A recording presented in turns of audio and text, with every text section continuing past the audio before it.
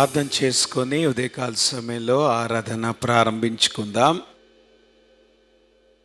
ప్రేమ కలిగిన మా ప్రభువా, మీ యొక్క పరిశుద్ధ నామానికి స్తుతులు, స్తోత్రాలు, వందనాలు. ఉదయకాల సమయంలో ప్రభా, నీ పాద సన్నిధికి వస్తూ ఉంటున్నాం. నీ సన్నిధిలో చేరి నేను స్తుతించటకు, ఆరాధించటకు ప్రభా మేము చేరి ఉండగా మీ సన్నిధి మాతో ఉంచమని ప్రార్థన చేస్తున్నాను. చేరి వచ్చిన వారిని బట్టి ప్రభా మీకు వందనాలు. ఇంకా రావాల్సిన వారిని కూడా సకాలంలో మీరు తీసుకొని రమ్మని ప్రార్థన చేస్తున్నాను. ఈ ఆరాధన యావత్తు ప్రభా మీ కృపగల హస్తాలకు అప్పగిస్తున్నాం. సమస్తము మర్యాదగాను క్రమంగాను నీకు మహిమకరంగాను ప్రభా మీరు జరిగించుకోమని ప్రార్థన చేస్తున్నాను. ప్రతి విధమైన ఆటంకం, అంధకార దురాత్మ శక్తుల్ని యేసు నామములో బంధిస్తూ ఉంటున్నాం. ప్రభా మీరే కృప చూపించి నడిపించమని, ఈ సమయాన్ని ప్రభా మా కొరకు దీవెనకరంగా మీరు దయచేయమని ప్రార్థన చేస్తున్నాను. పాటల ద్వారా ప్రభా నేను మహింపచ్చుటకును, నీ వాక్యము చేత బలపరచబట్టకును, సరిచేసుకుంటకును దేవా మీరు కృప చూపించమని మీ కృపగల హస్తాలకు ప్రభా మమ్మల్ని అప్పగించుకుంటూ యేసు నామంలో ప్రార్థిస్తూ ఉన్నాం తండ్రి, ఆమేన్. మంచిది, మనందరం లేచి నిలబడి దేవుని వాక్యాన్ని చదువుకుందాం. అపోస్తల కార్యాలు 1వ అధ్యాయం 8 వచనాలు మనం చదువుకొని ప్రభుని ఆరాధిద్దాం. ఓ దెయ్యఫిల, యేసు తాను ఏర్పరచుకొనిన అపోస్తలులకు పరిశుద్ధాత్మ ద్వారా ఆజ్ఞాపించిన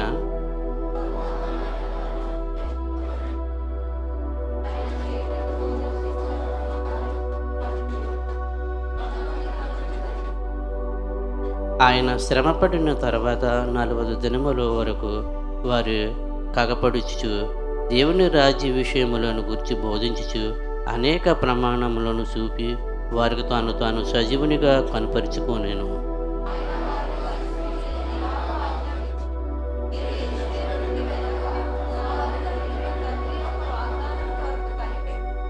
యోహాను నీళ్లతో బాప్తిస్మం ఇచ్చాను, కానీ కొద్ది దినములలోగా మీరు పరిశుద్ధాత్మలో బాప్తిస్మం పొందిదరని నేను.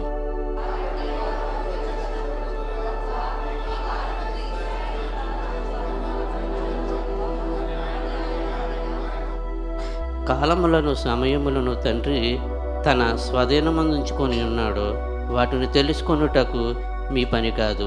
అందరు కలిపి చదువుకుందాం. వచనం, అయినను పరిశుద్ధాత్మ మీ మీదకు వచ్చినప్పుడు మీరు శక్తిని పొందుదురు కనుక మీరు యెరూషలేములోను యూదయ సమరయ దేశముల అంతటను భూదిగతముల వరకును నాకు సాక్షులు ఇందుదని వారితో చెప్పాను. దేవుడు తన పరిశుద్ధ వాక్యం దీవించి ఆస్వాదించను.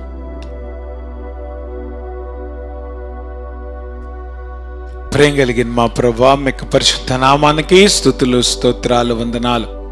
ఇంతవరకు ప్రభా నిన్ను స్తుతించటకు, ఆరాధించటకు మీరు మాకిచ్చిన ఈ తరుణాన్ని బట్టి మీకు వందనాలు. ఈ సమయంలో ప్రభా నీ వాక్యాన్ని మేము ధ్యానించినట్టుగా నీ వాక్యం ద్వారా మీరు మాతో మాట్లాడి మమ్మల్ని బలపరిచి మీరు మాత్రమే ఘనత, మహిమ, ప్రభావాలు పొందుమని యేసు నామంలో ప్రార్థిస్తున్నాం తండ్రి, ఆమేన్. దయచేసి కూర్చోండమ్మా.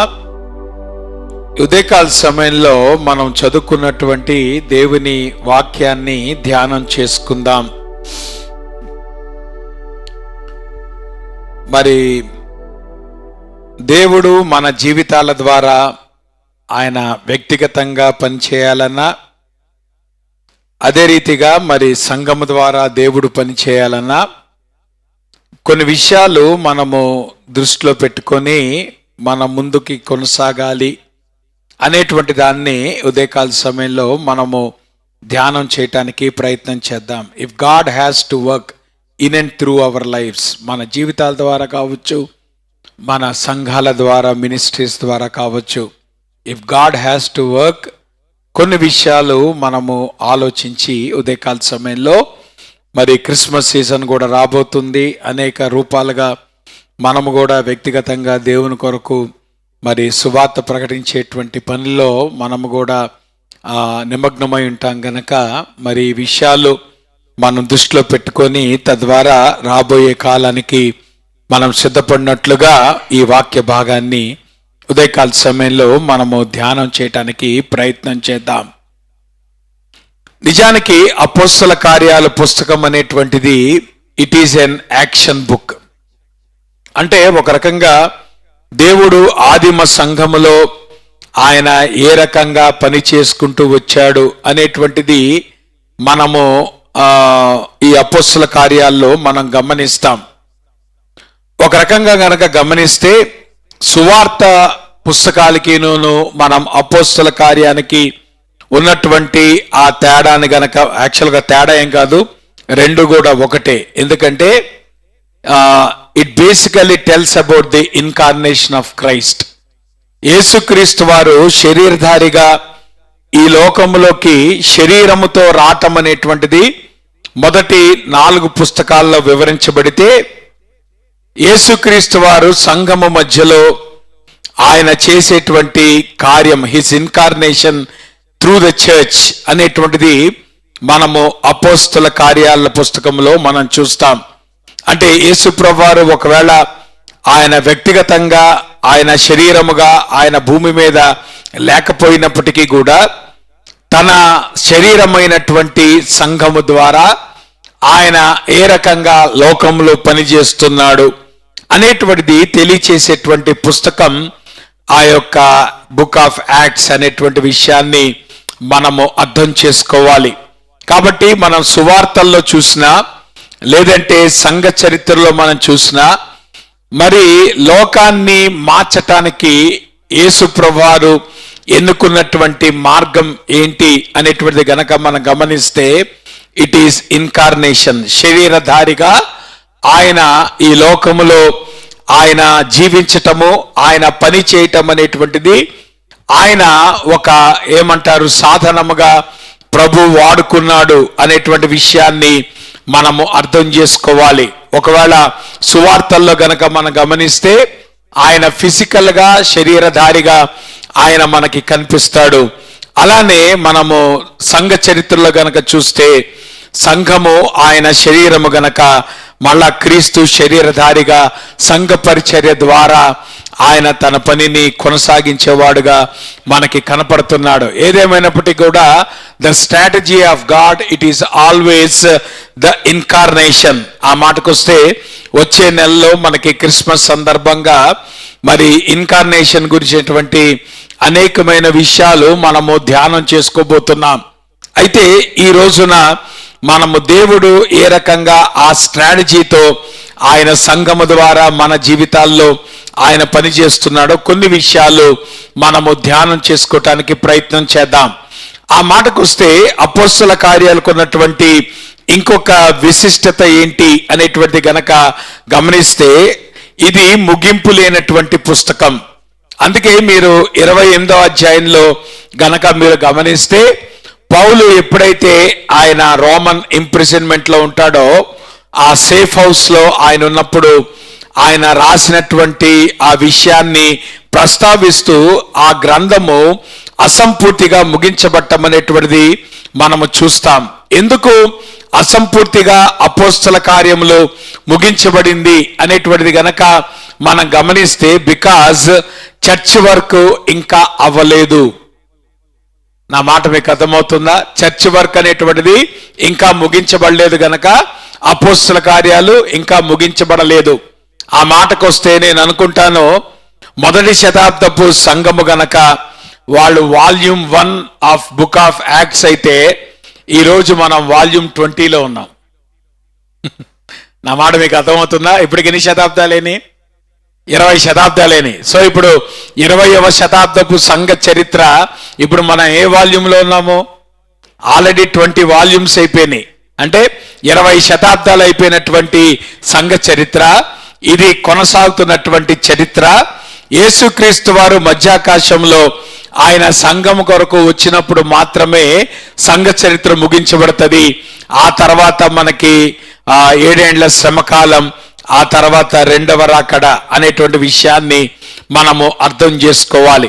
కాబట్టి ఒక రకంగా మనం గమనిస్తే కొనసాగుతున్నటువంటి సంఘ చరిత్రలో మనము కూడా భాగమై ఉన్నాం అనేటువంటి వాస్తవాన్ని మనము అర్థం చేసుకోవాలి. కాబట్టి మరి మన ముందు సంఘ చరిత్ర నడిచింది, మరి ప్రభు చిత్తమైతే మన తర్వాత కూడా సంఘ చరిత్ర కొనసాగుద్ది. ఈ సంఘ చరిత్రలో ప్రాథమికంగా క్రీస్తు శరీరధారిగా ఏ రకంగా తను తాను ప్రత్యక్షపరుచుకున్నాడు. ఆ రోజు భౌతికంగా 33.5 సంవత్సరాలు ఆయన ప్రత్యక్షపరుచుకున్నాడు. ఈరోజు సంఘం అనేటువంటి శరీరము ద్వారా క్రీస్తు తను తాను లోకానికి ఆయన తెలియచేసుకుంటున్నాడు అనేటువంటి విషయాన్ని మనము అర్థం చేసుకోవాలి. అంత మాత్రమే కాదు, ఈ అపోస్తుల కార్యములో ఇంకొక విషయాన్ని గనక మనం గమనిస్తే 2వ అధ్యాయంలో సంఘము యొక్క ప్రారంభం గురించి మనకి తెలియజేయబడతా ఉంది. అంటే సంఘము ఎప్పుడైతే పెంతెకోస్తు పండుగ దినం నాడు శిష్యులు ఆ అప్పర్ రూమ్ లో వాళ్ళు ఎప్పుడైతే ప్రార్థనలో కనిపెడతా ఉన్నప్పుడు అప్పుడు పరిశుద్ధాత్ముడు వారి మీదకి దిగి వచ్చినప్పుడు సంఘము ప్రారంభించబడింది అనేటువంటిది మనము గమనించుకోవాలి. అలానే 2వ అధ్యాయం 41వ వచనంలో గనక మనము గమనిస్తే that is the activity of the church. అంటే 2వ అధ్యాయంలో ఎప్పుడైతే సంఘము పెంతెకోస్తు పండుగ దినం నాడు సంఘము ప్రారంభించబడిన తర్వాత సంఘము యొక్క యాక్టివిటీస్ ఏంటి అనేటువంటిది గనక మనం గమనిస్తే 41, 42 వచనాల్లో అంటాడు, అతడి వాక్యమును అంగీకరించిన వారు బాప్తిసము పొందిరి. అందుకనే బాప్టిజం అనేటువంటిది it is the ordinance of the church అని అంటాం. అంటే సంఘము కంపల్సరీగా పాటించవలసినటువంటి ఆయన కట్టడి. అలానే ప్రభు వల్ల కూడా చూసారా, అక్కడ ఏమనుంది, వాక్యమును అంగీకరించిన వారు బాప్తిసం పొందిరి. ఆ దినమందు ఇంచుమించు 3,000 మంది చేర్చబడిరి. అంటే చర్చ్కి వాళ్ళు యాడ్ అయ్యారు. వాళ్ళు చర్చ్ మెంబర్షిప్ అనేటువంటిది అప్పుడు ప్రారంభమైంది. మరి వాళ్ళకు ఉన్నటువంటి యాక్టివిటీ ఆఫ్ ద చర్చ్ ఏంటి అనేటువంటిది గనక గమనిస్తే 42 వచనం అంటాడు, వీరు అపోస్తలుల బోధయందును, అంటే దేవుని వాక్యములో, రెండోది సహవాసమందును, అంటే కలిసి ప్రభువుని ఆరాధించటం అనేటువంటి ప్రక్రియ, మూడోది రొట్టె విరుచుట, అంటే ఇది కూడా ప్రభు వల్ల, దీన్ని కూడా మనము ఆర్డినెన్స్ అని అంటాం. అంటే నూతన నిబంధన సంఘానికి 2 కట్టడలు దేవుడిచ్చాడు. ఒకటి బాప్తిస్మం అయితే రెండోది ప్రభు వల్ల. దాంతో పాటు వాళ్ళు దేవుని వాక్యములో, దేవుని సహవాసములో, అలానే ప్రార్థన చేయటయందు వాళ్ళు ఎడతెగక ఉండిరి. This is the activity of the church. So మనం ఈ 2వ అధ్యాయంలో గనక మనం గమనిస్తే చర్చ్ యొక్క ఇనాగరేషన్ మనం చూస్తాము. అలానే చర్చ్ యొక్క యాక్టివిటీస్ ఏంటో మనం చూస్తాం. హోల్గా మనం గనక గమనిస్తే సంఘం అనేటువంటిది యేసుక్రీస్తు యొక్క శరీరము గనక, ఆ శరీరం అనేటువంటిది ఏ రకంగా మరి లోకంలో పనిచేస్తుందో, లేదంటే దేవుడు ఆ శరీరము ద్వారా ఎట్లాగా పనిచేస్తున్నాడో ఆ విషయాన్ని కూడా మనము అపోస్తల కార్యాల్లో మనం చూస్తాం. 4వది గనక మనం గమనిస్తే సంఘము యొక్క విస్తరణ కూడా మనము అపోస్తల కార్యాల్లో చూస్తాం. How the church spread.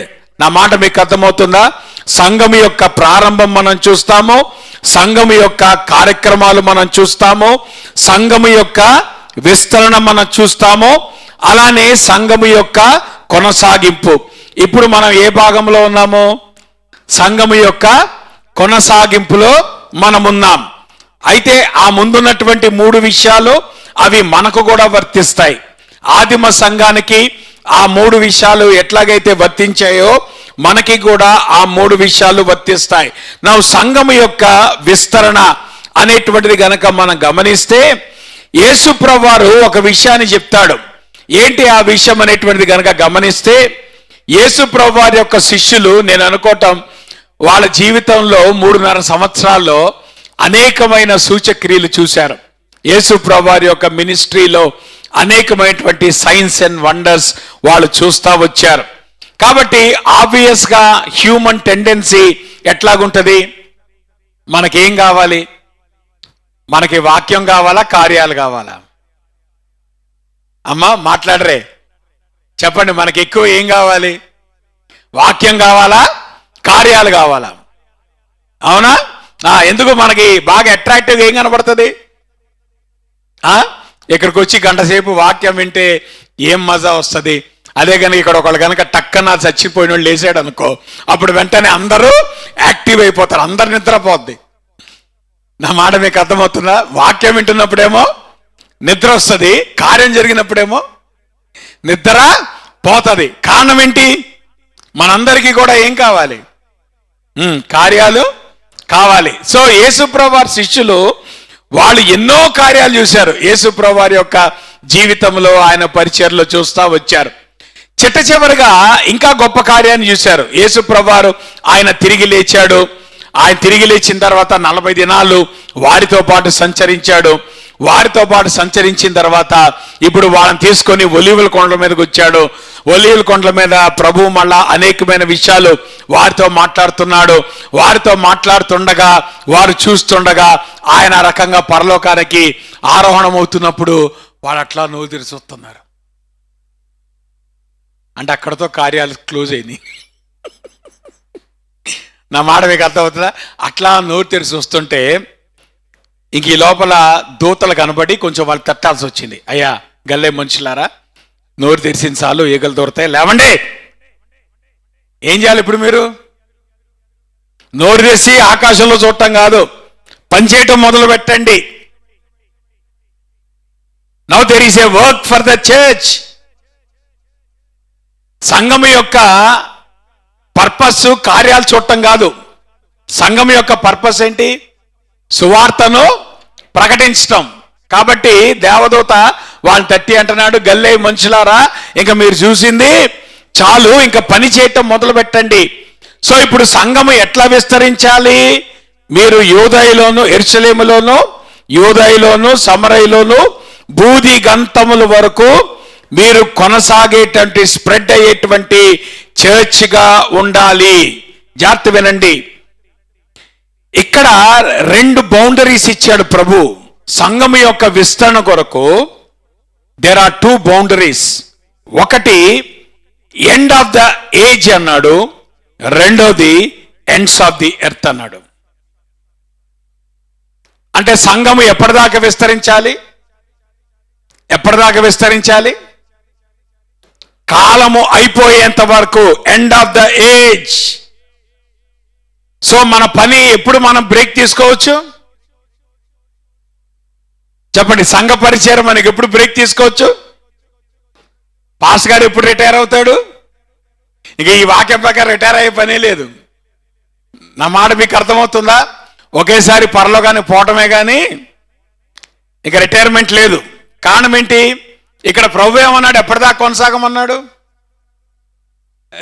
రెండు బౌండరీస్ ఇచ్చాడు. ఒకటేమో end of the time, end of the age, కాలము సమాప్తమయ్యేంత వరకు. రెండోది ఏమన్నాడు?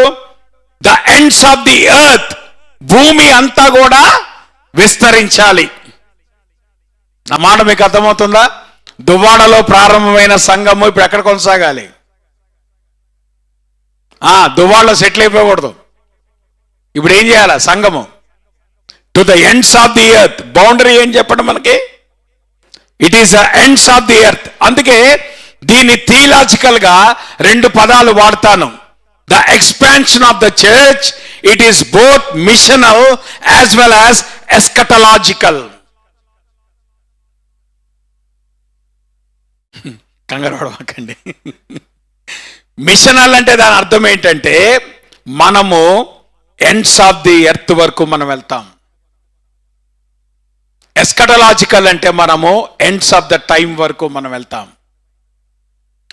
సో ఇప్పుడు సంఘము ఎప్పటి వరకు పనిచేయాలా?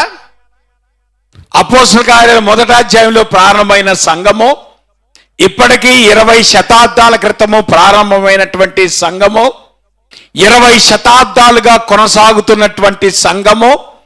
ఇప్పుడు మనము కూడా దేంట్లో భాగంగా ఉన్నాము? ఆ సంఘ చరిత్రలో మనం భాగంగా ఉన్నాం. సో ఆ సంఘ చరిత్రలో మనం భాగంగా ఉంటూ ఎప్పటి వరకు మనం కొనసాగాలి? To the end of the time and to the end of the earth. అంటే మన మన మన యొక్క స్ప్రెడింగ్ అనేటువంటిది అది మన విజన్. దర్శనం అంటే అది. దర్శనం అంటే ఏంటి? ఈ సంఘము ప్రభు రాకడ వరకు కూడా కొనసాగాలి. It is an eschatological church. రెండోది, బూది గంతాల వరకు కూడా ఈ సంఘ పరిచర్య కొనసాగాలి. It is a missional church. కాబట్టి ప్రతి సంఘానికి కూడా, ఈ భూలోకంలో ఉన్నటువంటి ప్రతి సంఘానికి కూడా నేను అంటాను, దేవుడు మనకిచ్చినటువంటి పిలుపు, సార్వత్రిక సంఘానికి దేవుడిచ్చినటువంటి పిలుపు. సార్వత్రిక సంఘముగా మనకి టైం లిమిట్ లేదు, మనకి స్పేస్ లిమిట్ కూడా లేదు. ఎంతకాలం పని చేయాలి? టైం లిమిట్ లేదు. ఎక్కడ వరకు పని చేయొచ్చు? స్పేస్ లిమిట్ లేదు. నువ్వు ఎంతవరకు వెళ్తే అంతవరకు వెళ్ళు. నువ్వు ఎంతకాలం చేయగలిగితే అంతకాలం చేయి. కారణం ఏంటంటే అటువంటి రిసోర్సెస్ని దేవుడు మనకిచ్చాడు. ఇటువంటి పవర్ఫుల్ రిసోర్సెస్ని దేవుడు మనకిచ్చాడు. ప్రాబ్లం ఏంటంటే మనం ఇప్పటికే అలసిపోయాం. అలసట అనేటువంటిది అప్పుడే వచ్చింది కదా. దువ్వాడ చర్చ్ మొదలుపెట్టి 14 సంవత్సరాలు అయింది. 14 సంవత్సరాలు అయ్యేటప్పటికి ఇప్పుడు ఏం పెరుగుద్ది? ఎనర్జీ పెరుగుద్దా, అలసట పెరుగుద్దా?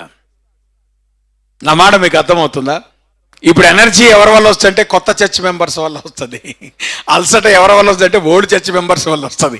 ఓల్డ్ చర్చ్ మెంబర్స్ ఎవడో ఇంకా చేస్తానే ఉన్నాం పాస్టర్ గారు, గత 14 సంవత్సరాలుగా ఏం చేస్తున్నాం? ఇప్పుడు మనకి క్రిస్మస్ ప్రోగ్రాము అలవాటు అయిపోయింది. మనకి క్యారల్స్ మనకి అలవాటు అయిపోయింది. సో ఇప్పుడు పాత చర్చ్ మెంబర్లు అందరూ ఏ దశలో ఉంటారు? అదే చాలా మంది అలసిపోయారు. అందుకే బైబిల్ స్టడీలు ఎగ్గొట్టేస్తున్నాము, స్త్రీల కొడుకులు ఎగ్గొట్టేస్తున్నాము, ఉపవాస ప్రాణాలు ఎగ్గొడుతున్నాం. కారణం ఏంటి? అలసిపోయాం. ఇప్పటికే చేసి అలసిపోయాం. అందుకనే ప్రభు ఏం చేశాడంటే, ఆయన కృపగలవాడు కొత్త చర్చ్ మెంబర్స్ని యాడ్ చేస్తూ ఉంటాడు. ఎందుకంటే ఈ పాత వాళ్ళు ఇటుగుడి వీళ్ళు అలసిపోతున్నారు కాబట్టి ఇప్పుడు ఏం చేస్తున్నాడు? ఎనర్జీ ఎవరి ద్వారా తీసుకొస్తున్నాడు? అందుకే సంవత్సరం తర్వాత సంవత్సరం దేవుడు ఎందుకు కొత్త వ్యక్తులను తీసుకొస్తూ ఉంటాడు? పాత వాళ్ళు నెమ్మదిగా కనుమరుగైపోతారు కాబట్టి. That is the philosophy of church ministry. It has to go that way. మనం ఎల్లకాలం పరిచర్య చెయ్యం, ఎల్లకాలం మనం లైమ్ లైట్లో ఉండము. సో దేవుడు మనకిచ్చినటువంటి ఆ కాలములో ఆ కొనసాగింపు అనేటువంటిది మనము చేస్తూ ఉంటాం. అయితే నా సబ్జెక్ట్ అది కాదు. నా సబ్జెక్ట్ నేను కేవలం ఇంట్రడ్యూస్ చేస్తున్నాను. ఇంకా అర్థమవుతుందా? అసలు సబ్జెక్ట్ అది కాదు. అంటే we need to understand we are part of this great church movement. మనము గ్రేస్ బ్యాప్టిస్ట్ చర్చ్ దువ్వాడని చూసేటప్పుడు ఒక ఇండివిజువల్ చర్చ్ కింద మీరు చూడమాకండి.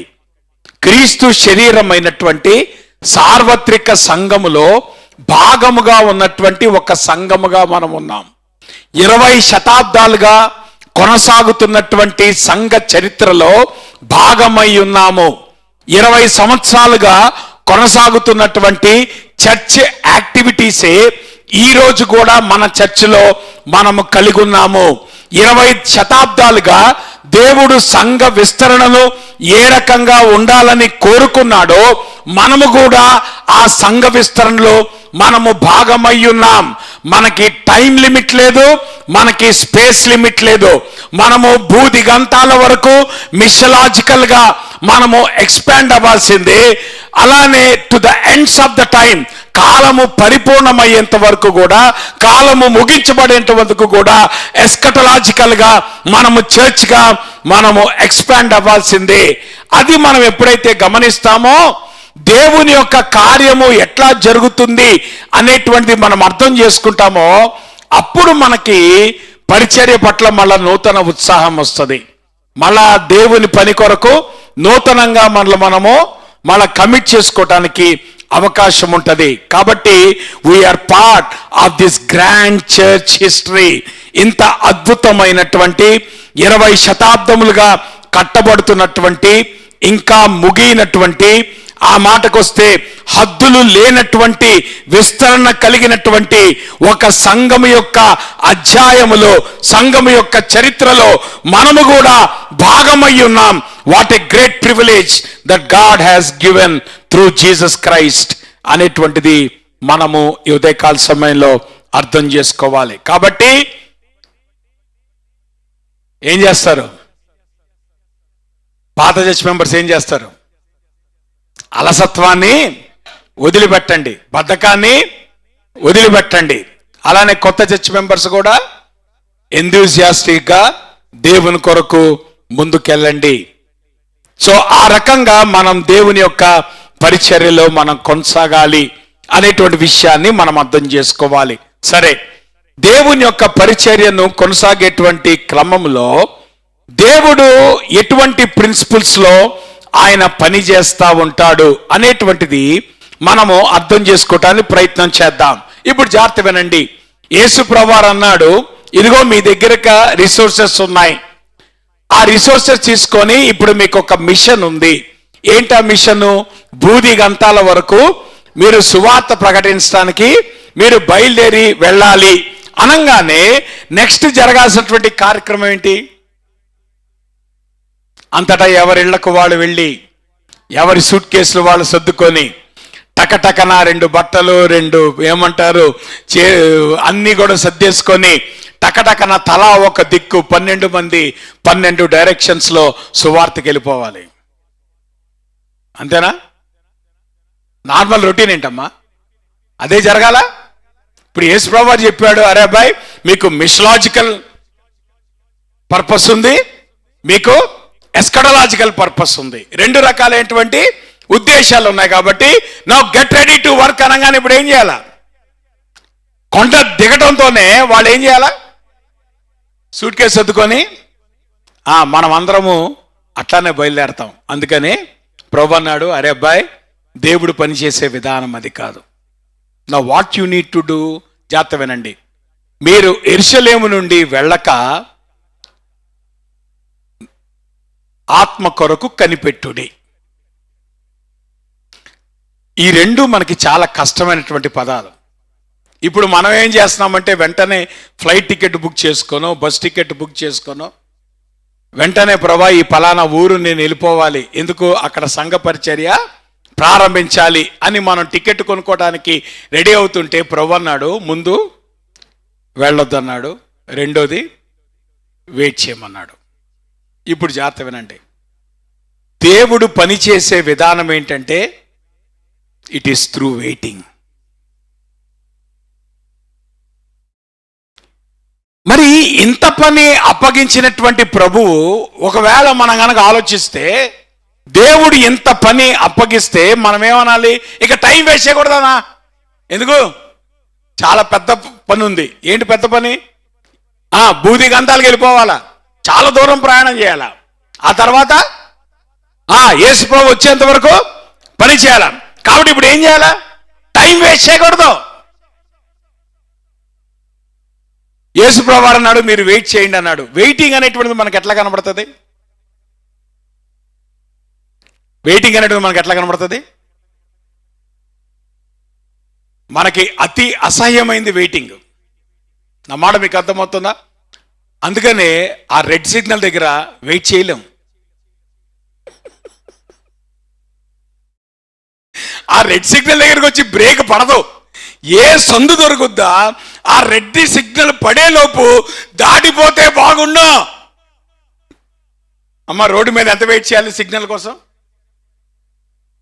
1 నిమిషం కదా. ఇప్పుడు ఏమంత బిజీ నీకు? ఆ 1 మినిట్ వెయిట్ చేయలేనంత ఇదేంటి అంటే, జాగ్రత్త వినండి. మనకిష్టం లేని పని ప్రభువు చెప్తున్నాడు. మనకిష్టం లేని పని ఏంటి? భూమి మీద వెయిటింగ్. అంటే దేవుని పని మన జీవితాల్లో జరగాలంటే ఫస్ట్ స్టెప్ ఏంటో తెలుసా? సూట్ కేసు సర్దుకొని బయలుదేరటం కాదు. అది ఎంత పెద్ద పని అయినా, అది ఎంత గొప్ప పని అయినా, అది ఎంత కాలపు పని అయినా ముందు ఏం చేయమంటున్నాడు ప్రభు? కనిపెట్టండి. డాలస్లో ఒక ఆయన ఉన్నాడు. ఆయన రీసెర్చ్ చేశాడు. ఆయన అంటాడు, ఎవరైతే వెయిట్ చేయలేనటువంటి తత్వం కలిగి ఉంటారో వాళ్ళకి ఒక జబ్బు ఉంటుందంట. ఏంటి ఆ జబ్బు అంటే? హర్రీ సిక్నెస్ అన్నాడు. వెయిట్ చేయలేవాడు ఏం చేస్తాడు? ఆబ్వియస్గా అరే చేసేయాలి చేసేయాలి చేసేయాలి చేసేయాలి. దాన్ని ఏమంటారు? Hurry sickness. ఈయన అంటాడు, ఈ హర్రీ సిక్నెస్ అనేటువంటి వ్యాధి కలిగినటువంటి వాళ్ళు వాళ్ళ ఆయుష్ ముగించడం కంటే ముందే చచ్చిపోతారు. వీళ్ళ ఆయుష్ ముగించేంత వరకు ఉండరు. ఎందుకంటే హరి కదా. ఈ హరి సిక్నెస్ ఏం చేస్తుంది?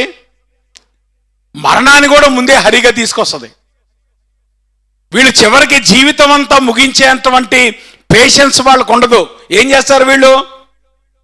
ఆ హరి సిక్నెస్ చచ్చిపోతారు. వీళ్ళు ముందే, టైం కంటే ముందే చచ్చిపోతారు. ఈ హరి సిక్నెస్ అనేటువంటి వ్యాధి ప్రస్ఫుటంగా ఎవరికి ఉంటుందంటే, ఎవడైతే అచీవ్మెంట్ ఓరియంటెడ్గా ఉంటాడో వాళ్ళకే ఉంటుంది. నేను ఇది సాధించాలి అని ఎవడైతే అనుకుంటాడో, జాగ్రత్త వినండి, నేను ఇది సాధించాలని సర్వసాధారణంగా ఒక 90% మంది అనుకుంటారు. ఓ 10% మంది ఉంటారు, పర్లేదురా కూల్, ఏ జరిగినా పర్వాలేదు అనుకునేవాళ్ళు కొంతమంది ఉంటారు. కానీ ఈరోజు జనరేషన్ అంతా ఎట్లా కనపడుతున్నారు మనకి కదా?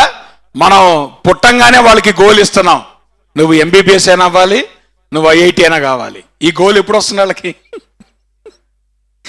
ఏమో చెప్పండి అమ్మా, మీరు చేసే పాపం చెప్పండి.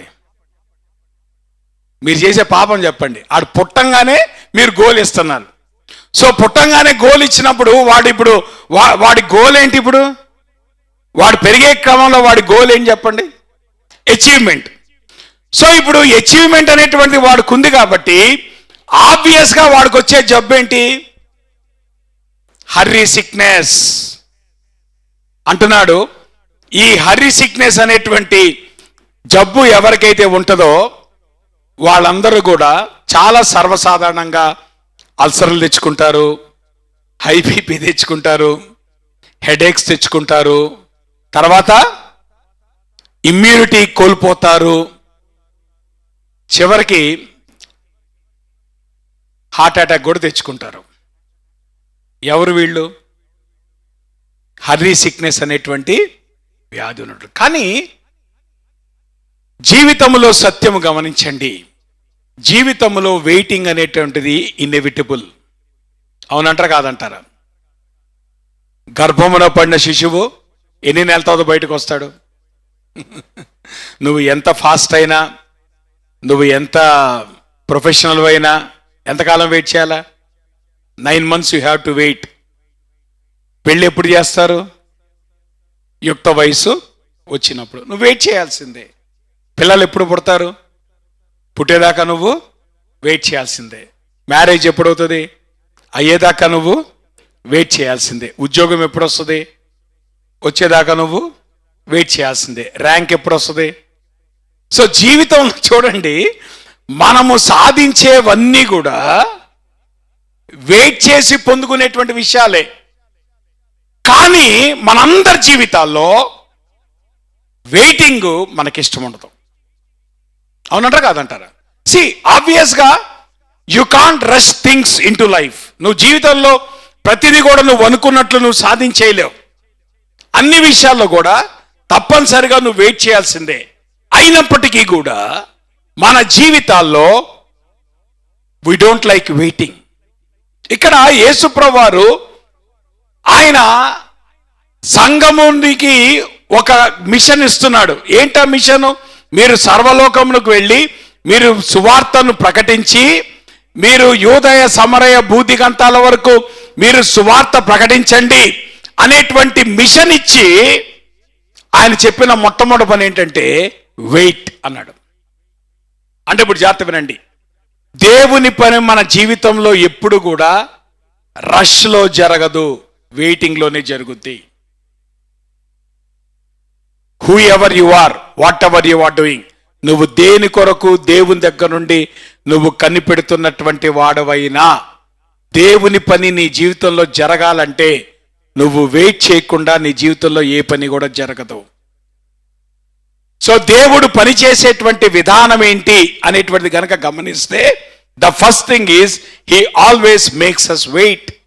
నువ్వు ఏదైనప్పటి, నువ్వు ఏది తలపెట్టినా, నువ్వు ఏది చేయాలనుకున్నా, దేవుడు గనక నీ జీవితంలో ఆయన పని చేయాలంటే ప్రప్రథమంగా నువ్వు వెయిట్ చేయటం అనేటువంటిది అది అనివార్యము అనేటువంటి పాఠాన్ని ప్రభు నేర్పిస్తున్నాడు.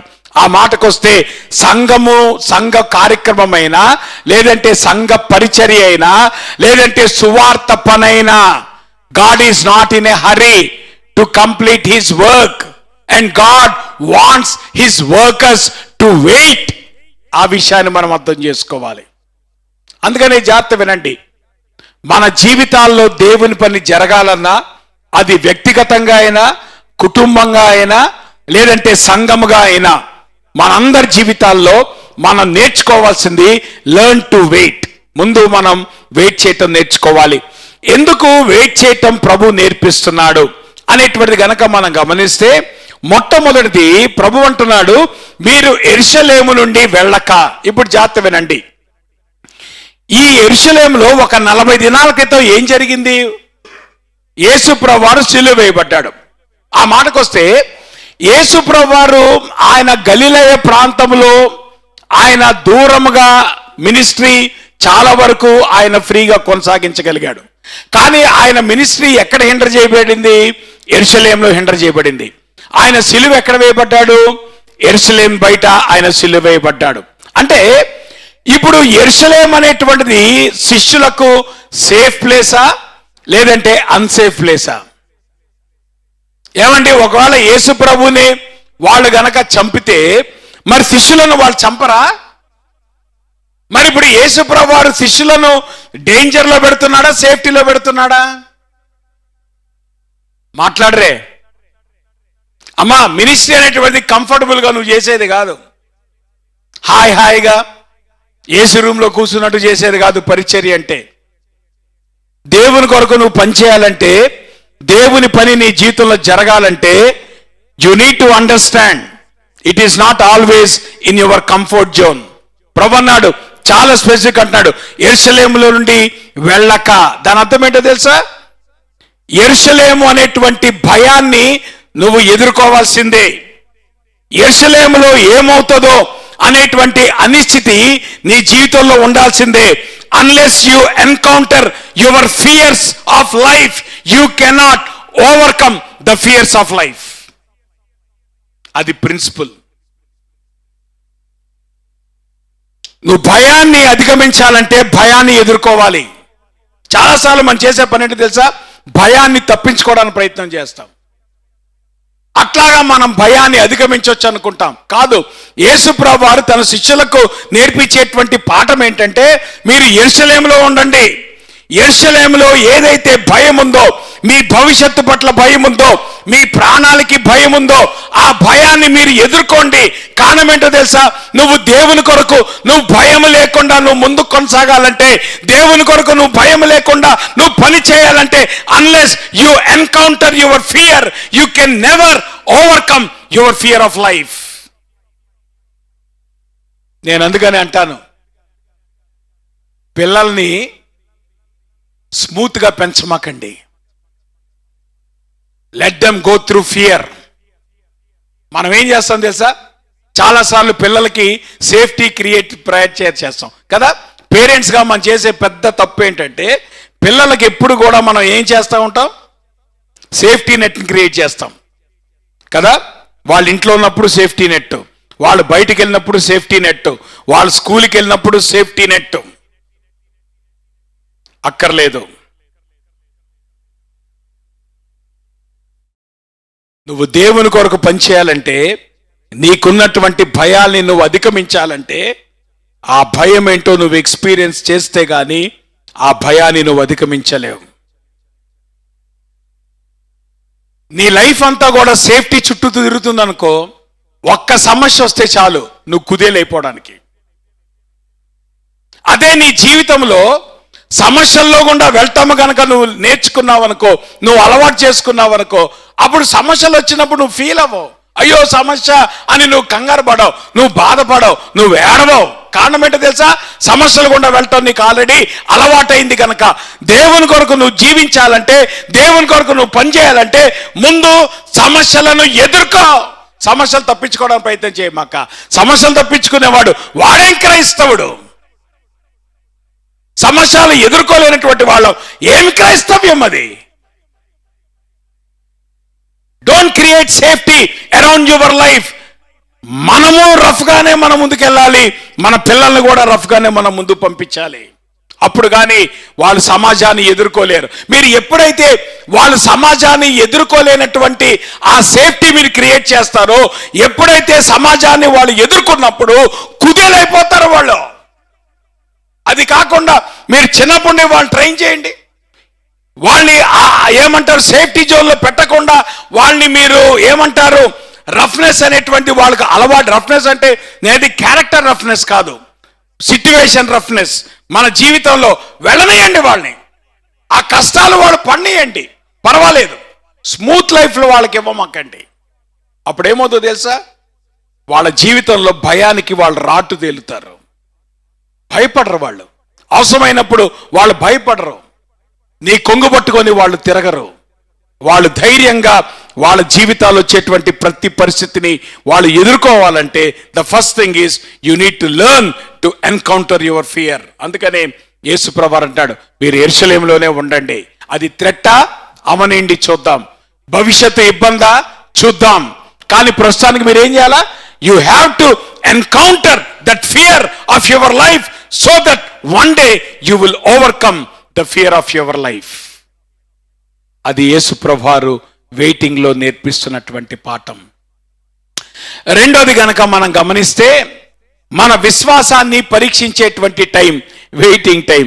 ఇక్కడ జాగ్రత్త వినండి, యేసు ప్రభువారు అన్నాడు దేని కొరకు కనిపెట్టాలన్నాడు, పరిశుద్ధాత్ముడు మీ మీదకి వస్తాడన్నాడు. సరే, ఎప్పుడు వస్తాడు చెప్పాడా, మాట్లాడరే.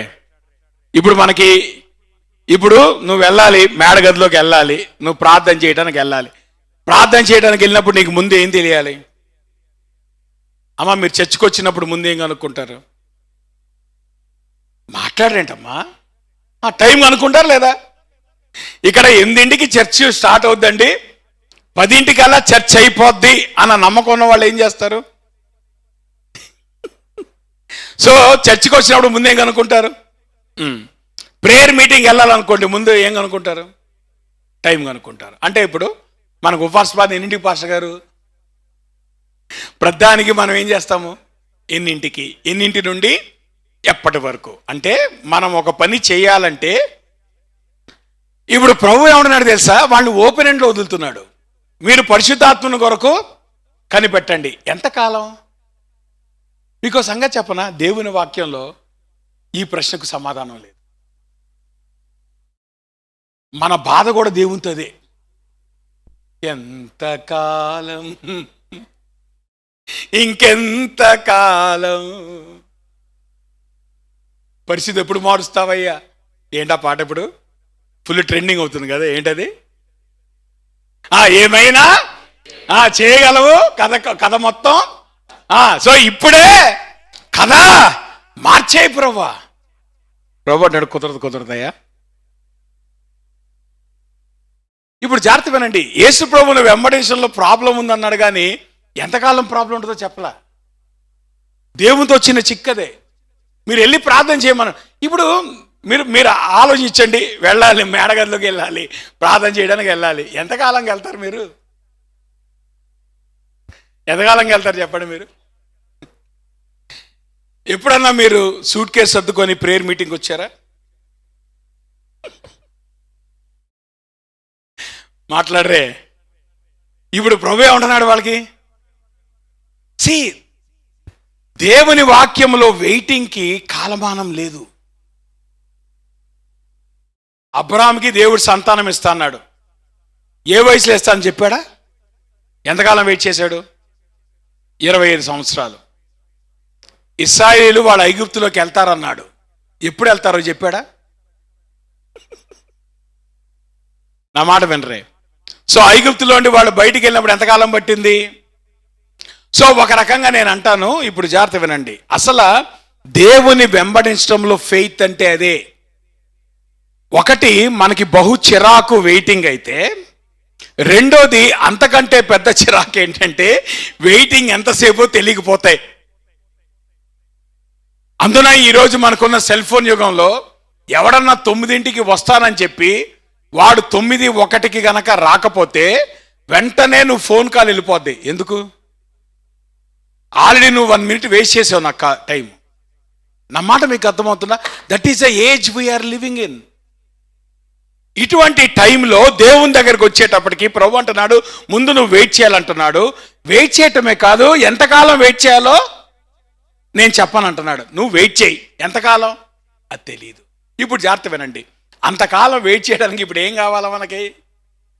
ఫెయిత్ కావాలి. ఫెయిత్ అంటే అది. ఫెయిత్ అంటే ఏంటి తెలుసా? విశ్వాసం అంటే ఏంటి తెలుసా? దేవుడు పని చేసేదాకా నిరీక్షించటమే విశ్వాసం అంటే. You have no other go, just to wait. ఇప్పుడు జాగ్రత్త వినండి, ఐగుప్తులో ఉండి వీళ్ళు బయలుదేరారు. ఇశ్రాయేలు బయలుదేరారా లేదా?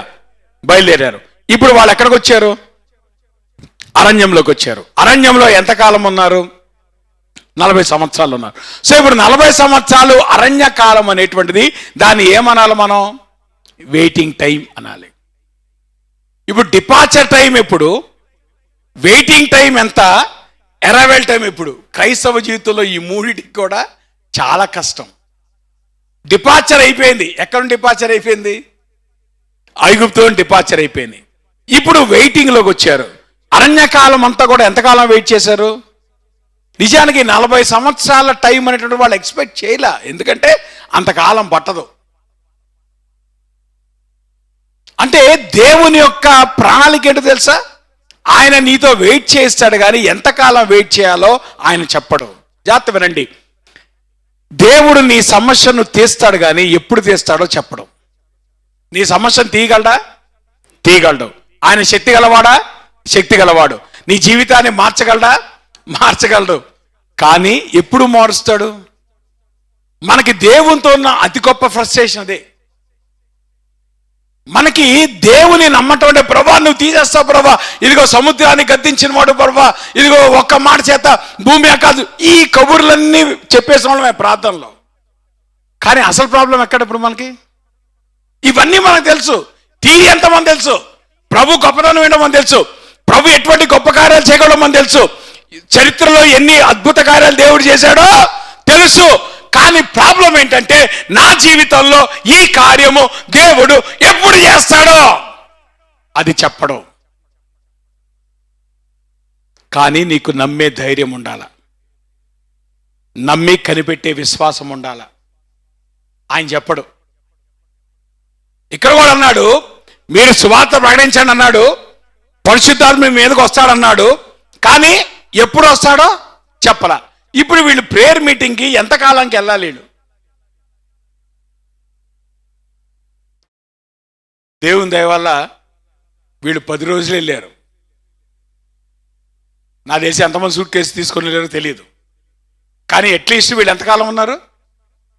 ఒక 10 days వాళ్ళు ప్రేయర్ చేశారు.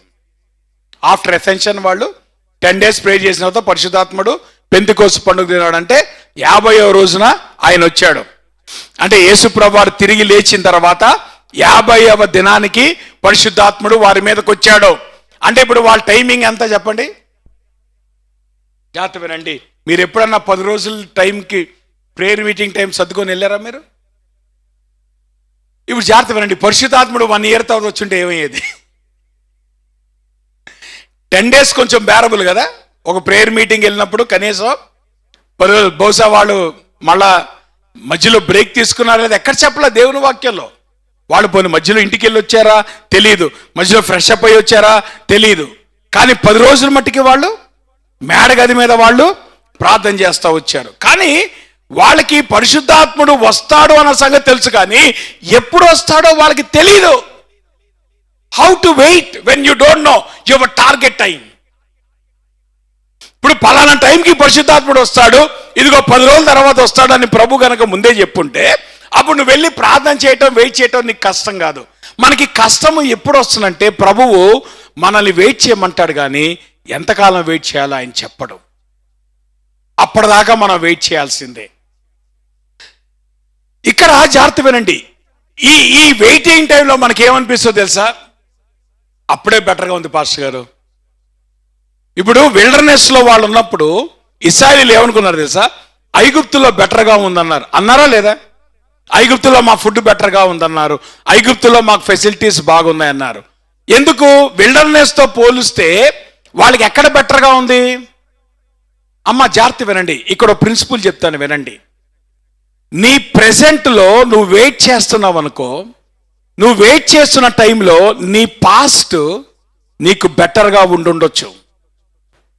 కానీ when it is compared to your future, నీ పాస్ట్ కానీ నీ ప్రెసెంట్ కానీ పనికిరాదు. నా మాట మీకు అర్థమవుతుందా? నీ పాస్ట్ ఈజిప్టు, నీ ప్రెసెంట్ విల్డర్నెస్, నీ ఫ్యూచర్ ఏంటి? కనాను, పాలు తేనెలు ప్రవహించు దేశం. ఇప్పుడు జాగ్రత్త వినండి, ప్రెసెంట్లో మనకి ఎప్పుడు కూడా ఏమనిపిస్తుంది? పాస్ట్ మనకి బాగా ఉందనిపిస్తుంది. కానీ ప్రాబ్లం ఏంటో చెప్పనా? ఒకవేళ నీ ప్రెసెంట్ కంటే నీ పాస్ట్ బాగున్నప్పటికీ కూడా నీ ఫ్యూచర్ అనేటువంటిది నీ పాస్ట్ను కానీ నీ ప్రెసెంట్ను కానీ మించినటువంటి వాస్తవం.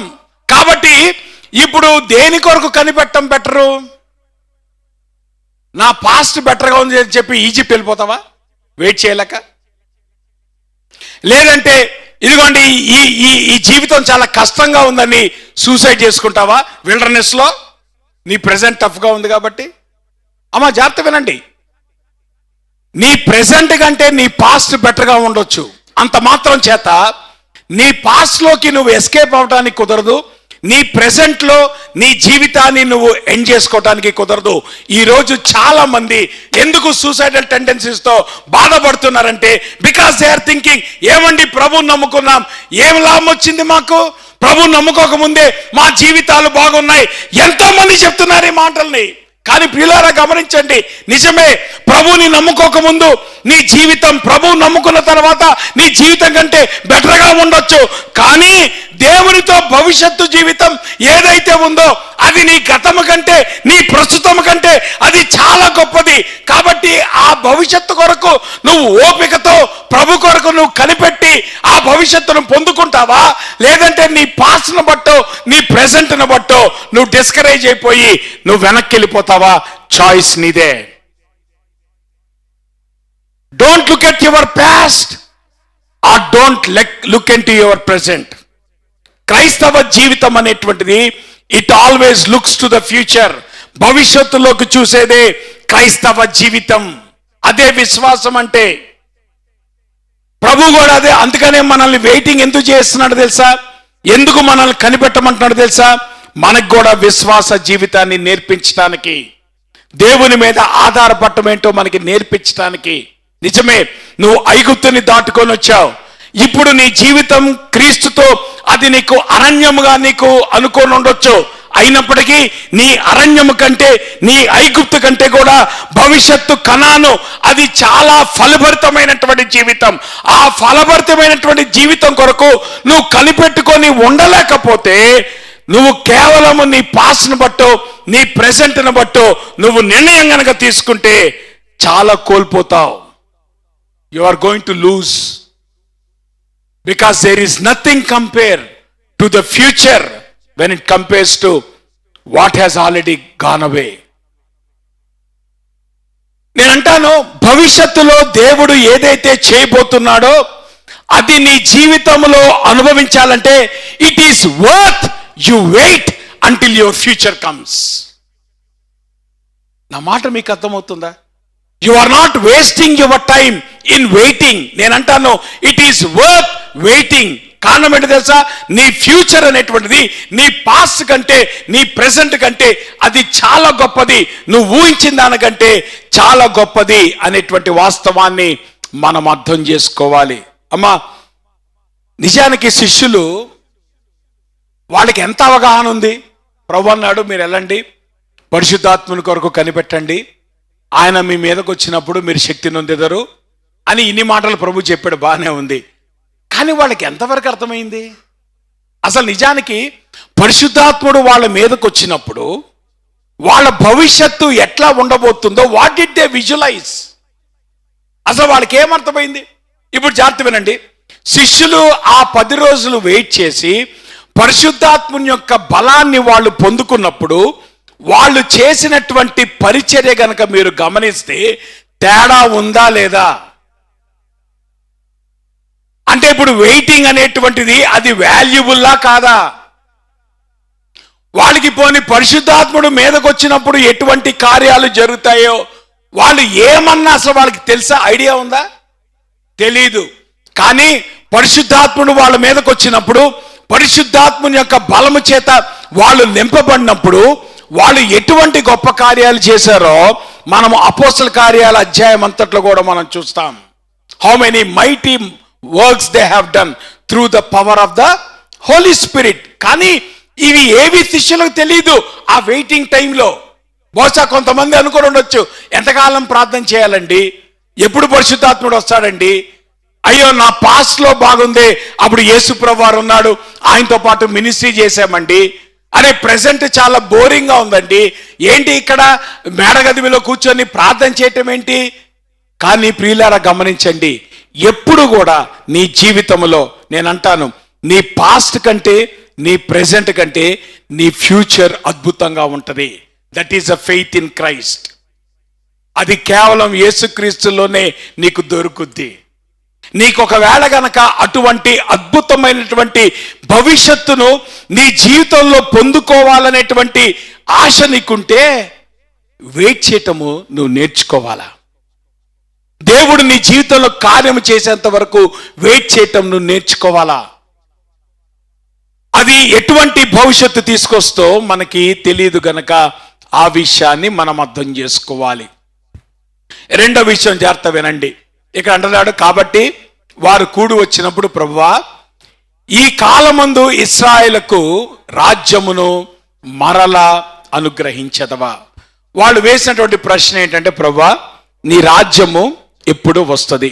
మీరు ఈ అపోస్తల కార్యాలు 1వ అధ్యాయంలో 3వ వచనంలో గనక గమనిస్తే అక్కడ ఏం రాయబడింది, ఆయన శ్రమ పడిన తరువాత 40 దినముల వరకు వారికి అగపడుచు దేవుని రాజ్య విషయముల గురించి బోధించుచు. అంటే యేసు ప్రభువారు ఆ 40 దినాలు కూడా దేని గురించి ప్రకటించాడు, దేవుని రాజ్యం గురించి ప్రకటించాడు.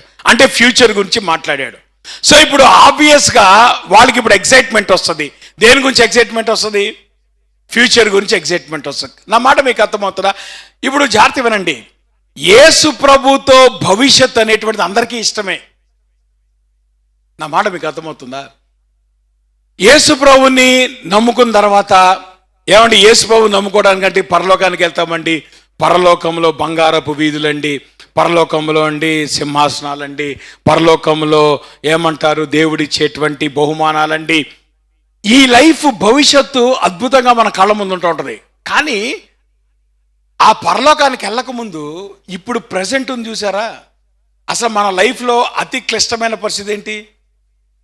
ఈ 40-50 సంవత్సరాలు ప్రభు కోసం ఎట్లా బ్రతకాలి. నా మాట మీకు అర్థమవుతుందా? దేవుడు ఎంత కృపగలవాడంటే మన ఆయుష్ తగ్గించాడు. అదే మన నోవా కాలంలో ఉండుంటే గనక నోవా 500 సంవత్సరాలు బతికాడు. ఏమా అబ్రహాం ఎంతకాలం బతికాడు? 175 సంవత్సరాలు బతికాడు. యాకోబు ఎంతకాలం? వీళ్ళంతా 100ల్లో కొట్టారు, మనమేమో 50కి వచ్చాడు నీరసపడిపోయాం. ఆల్రెడీ 50కి రాగానే ఇంకా లైఫ్ అయిపోయిందండి. పాస్టర్ గారు లైఫ్ అయిపోయిందండి, సగం అయిపోయిందండి లైఫ్. కారణం ఏంటి? ఇప్పుడు దేవుడు కృపకాల వాడు ఏం చేశాడు, మన ఆయుష్ తగ్గించాడు. అదే కనుక నోవాలా బతకమని ఉంటే ఇప్పుడు చెప్పండి, 500 సంవత్సరాలు బతకాలి ఈ లోకంలో అంటే ఇప్పుడు ఎంతమంది పోతారు రెడీగా చెప్పండి. మనకి లైఫ్లో అసలు మేజర్ స్ట్రగుల్ ఏంటి? Your present. నిజమేనండి, యేసు ప్రభు నమ్ముకుంటే పరలోకం వెళ్తండి, బాగుందండి, ఆ మాటలు బాగున్నాయి పాస్టర్ గారు. కానీ ఇప్పటి సంగతి ఏంటి? ఇప్పుడు నా ఉద్యోగం సంగతి ఏంటి? ఇప్పుడు నా పెళ్లి సంగతి ఏంటి? ఇప్పుడు నా ప్రమోషన్ సంగతి ఏంటి? ఇప్పుడు నా పిల్లల సంగతి ఏంటి? ఇప్పుడు మన ప్రశ్న అంతా దేని గురించి? About your present life.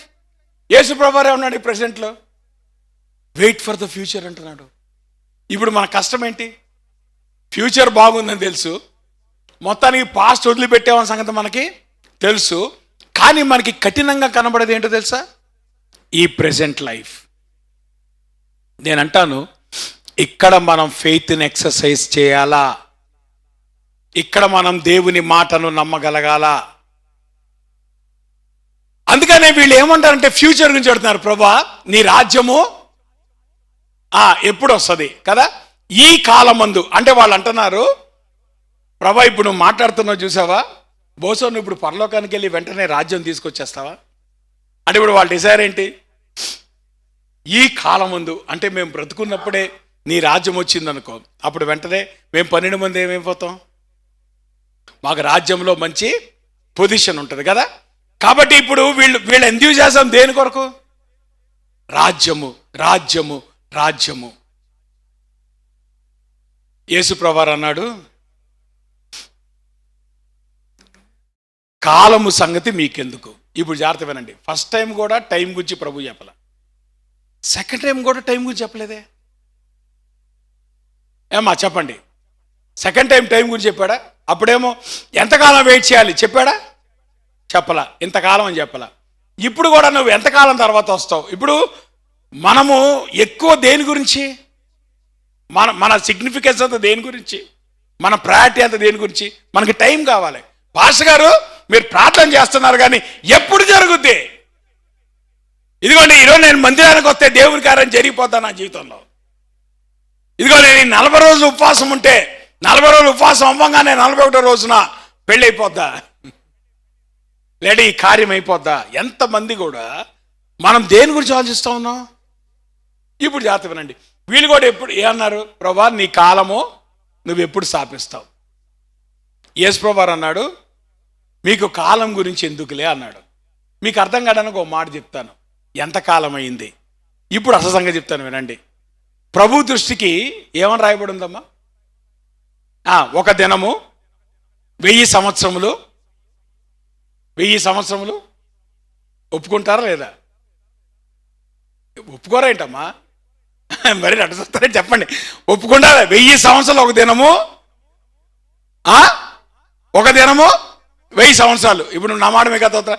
యేసుప్రభువారు ఇప్పుడు నేను వస్తానని చెప్పి ఎంతకాలం అయింది? కాదు, 2 రోజులైంది. మీరే అన్నారుగా, మాట్లాడరేంటమ్మా? మీరే అన్నారా 1000 సంవత్సరములు ఒక దినముగాను, ఒక దినము. సో ఇప్పుడు యేసుప్రభువారు చెప్పి ఎంతకాలం అయింది ఆయన రాకడ గురించి? మరేంటి మీ తొందర ఏంటి? అప్పుడే కంగారు పడతారేంటి? ఇప్పటికి ఎన్ని రోజులు అయింది? మరి అప్పుడే వెళ్ళిపోతే ఎట్లాగా? ఇంకెన్ని రోజులు అయింది? 2 రోజులు అయింది. కంగారు పడతారేంటి? చూసారా, ప్రభు ఇక్కడ కూడా టైం చెప్పలా. వీళ్ళు అంటున్నారు ప్రభు మాకు టైం కావాలి, ఎప్పుడు నువ్వు రాజ్యం. ఎందుకంటే వాళ్ళు అడగడంలో తప్పు లేదు, రాజ్యము వస్తుంది, అందులో ఏమాత్రం సందేహం లేదు. యేసుప్రభువారు రాజాది రాజుగా ఆయన తిరిగి రాబోతున్నాడు. ఆయన రాజ్యము స్థాపిస్తాడు. కానీ ప్రాబ్లం ఏంటంటే వీళ్ళు ఆ ప్రశ్న అడగటంలో 3 సమస్యలు కనపడుతున్నాయి. ఒకటి, వాళ్ళకున్న ఇంపేషన్స్. జాగ్రత్త వినండి. మనం ఎప్పుడు టైం గురించి మాట్లాడినా అది దేని తెలియజేస్తుంది తెలుసా? మన ఇంపేషన్స్. ఎప్పుడు చేస్తారండి అన్నారు కదా, అర్థం ఏంటి? యువర్ ఇంపేషెంట్, నీకు వెంటనే జరిగిపోవాలా. రెండోది, ఎప్పుడు చేస్తారండి? నీ క్యూరియాసిటీ. మనం చిన్నప్పుడు చదువుకున్నాం, క్యూరియాసిటీ కిల్ ద క్రో. ఉందా లేదా కదా? మా చిన్నప్పుడు అయితే ఉంది, ఇంగ్లీష్ నాన్ టైంలో curiosity kills the crow. So ఇప్పుడు ఎప్పుడు అని అడుగుతున్నప్పుడు రెండోది ఏంటి? క్యూరియాసిటీ. మూడోది ఏంటి తెలుసా? అప్పుడు చూద్దాంలే. ఇప్పుడు కనుక యేసుప్రభువారు నేను 2029వ సంవత్సరం డిసెంబర్ నెల 31వ తారీఖు మీ వాచ్నైట్ సర్వీసులో నేను వచ్చేస్తాను అన్నాడు అనుకో, అప్పుడు మనం సువార్త పడడానికి ఎప్పుడు బయలుదేరుతాం?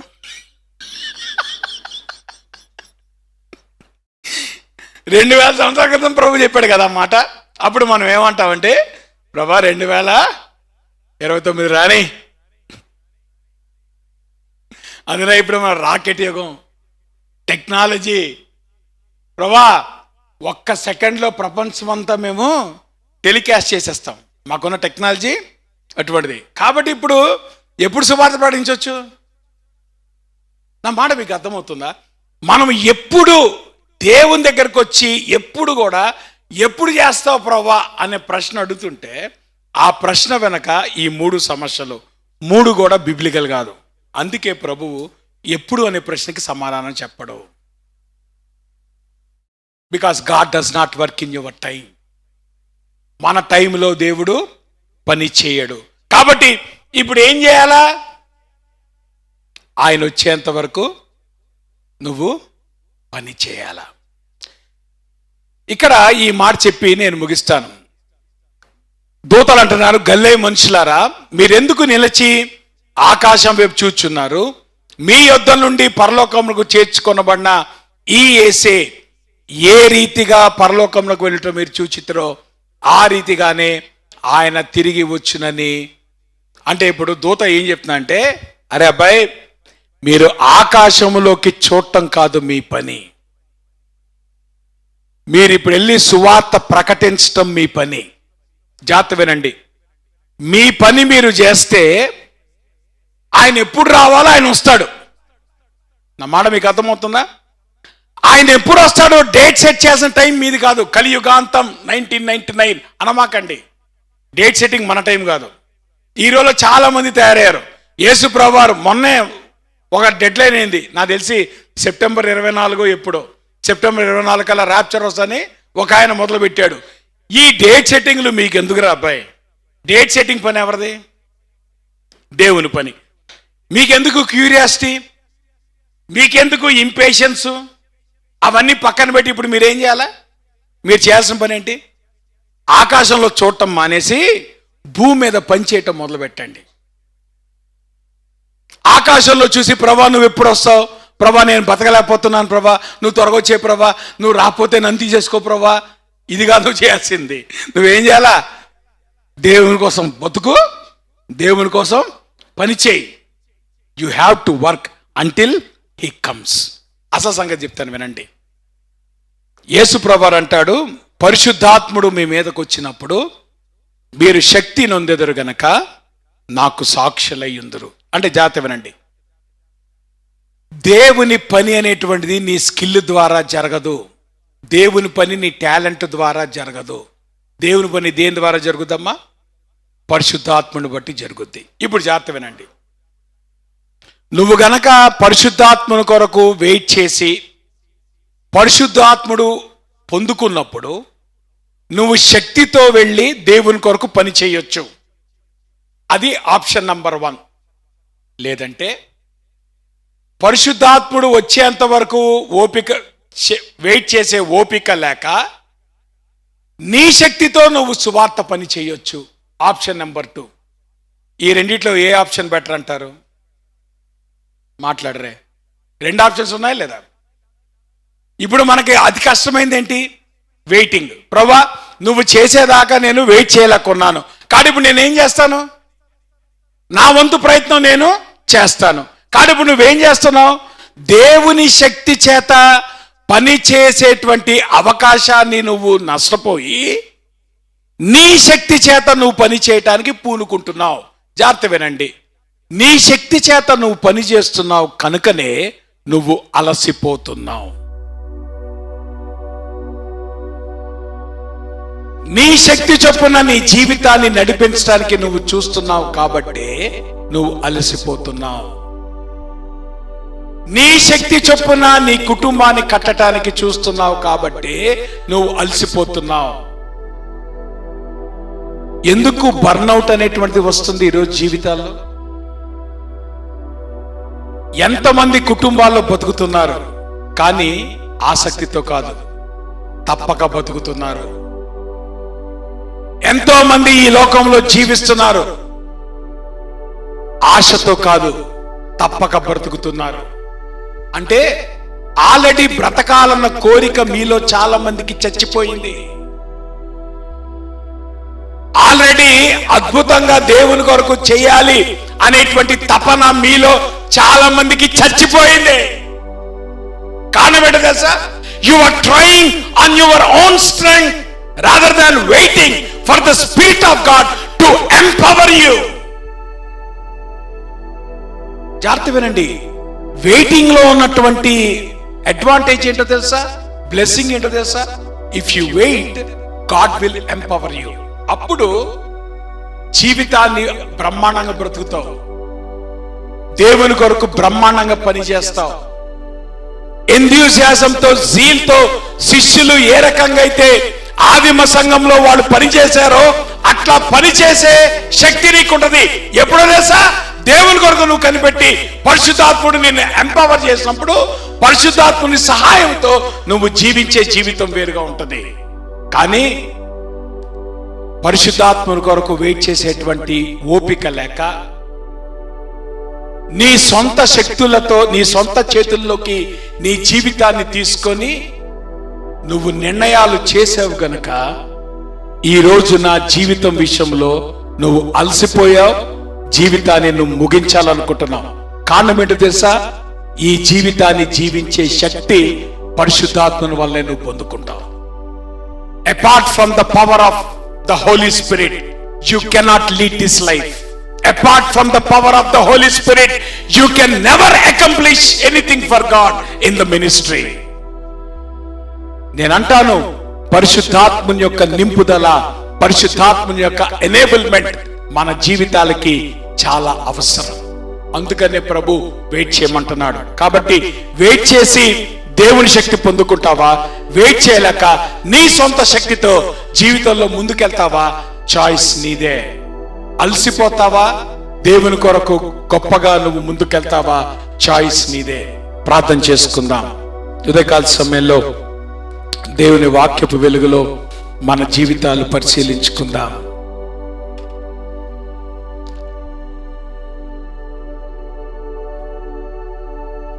దేవుడు పనిచేసేటువంటి విధానం, ఆయన మనకు అప్పగించినటువంటి పనితో మనం బలంగా ముందుకు కొనసాగాలంటే ప్రభు అంటున్నాడు, నువ్వు వెయిట్ చేయాలా? పరిశుద్ధాత్మని యొక్క ఎనేబుల్మెంట్ నువ్వు పొందుకోవాలా? ఇవి రెండూ లేకుండా నువ్వు ఆత్మీయ జీవితంలో ఎంతో కాలం ముందుకు కొనసాగలేవు. అందుకే చాలాసార్లు మనం అలసిపోతున్నాం, ఓడిపోతున్నాం, చివరికి మనం అర్ధాంతరంగా ముగించేస్తున్నాం. కుదరదు. యేసు ప్రభువు అంటున్నాడు, మన కంగారు పడాల్సిన అవసరం లేదు. దేవుని సహాయం పొందుకున్నాకే, దేవుని శక్తి చేత మనం నింపబడిన తర్వాతే దేవుని పని కొరకు ముందుకు కొనసాగుతాం.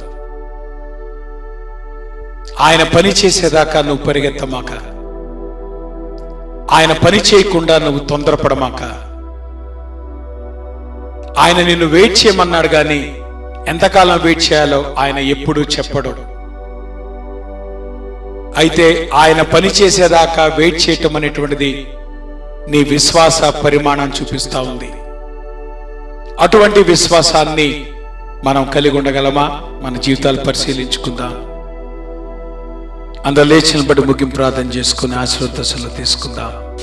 ప్రేమ కలిగిన మా ప్రభువా, మీకు పరిశుద్ధ నామానికి స్తుతులు స్తోత్రాలు వందనాలు.